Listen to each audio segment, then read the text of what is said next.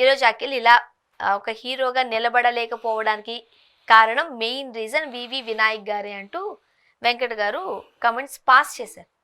నిజమేనా? ఫస్ట్ ఒకటి చెప్తా, కొన్ని మాట్లాడుకోవాలి మనం.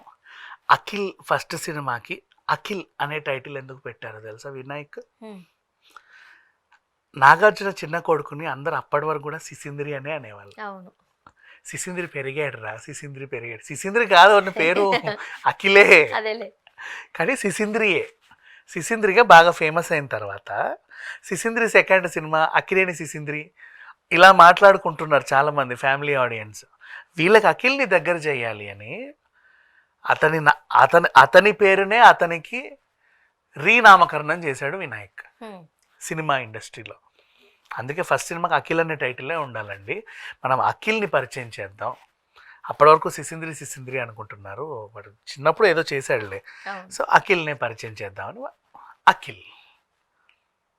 కానీ ఒక రకంగా చెప్పండి చాలా అదృష్టం కదా అఖిల్కి.